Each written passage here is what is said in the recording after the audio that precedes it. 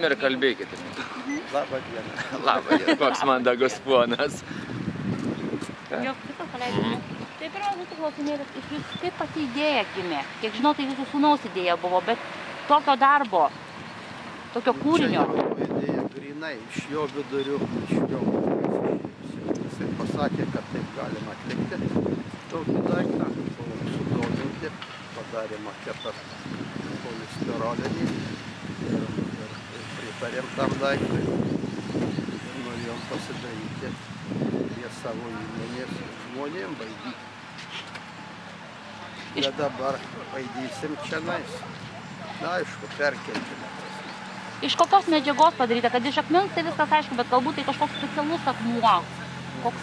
Čia granitas iš kartais akmenyse būna siūlės, tai čia šitas akmuo yra siūlė 5 metrų pločio uoloje didelėje kalne.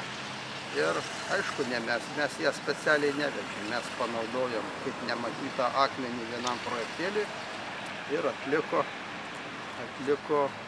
daug sutrūkusio akmens. Jis yra praktiškai padarytas iš sutrūkusios marketinės.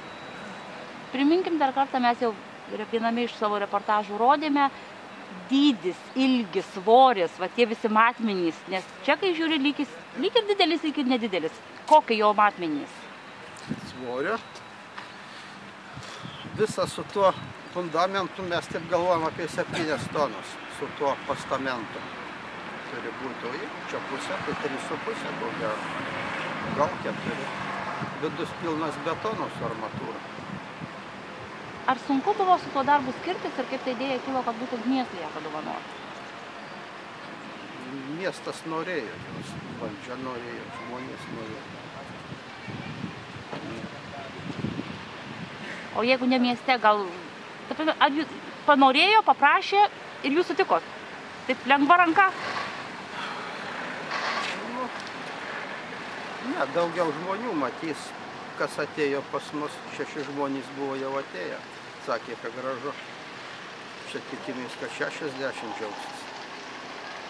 Ar ateityje yra dar minčių kažko tai panašaus? Turiu menį padovanoti miestui kažkokią tai panašią skulptūrą, galbūt kitokio profilio, kitokio stiliaus. Matysis, kaip miestas džiaugsis. Jeigu miestui nepateks, tai minčių nebus. Pirmiausia, turi miestelį patekti. Miestelis, jeigu džiaugsis, tai tada viskas gali kilti.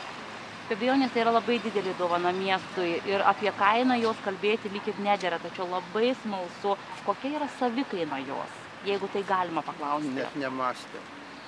Nemąstėm, tikrai nemąstėm, daug. Tikrai nemąstėm. Ačiū labai. Žinau,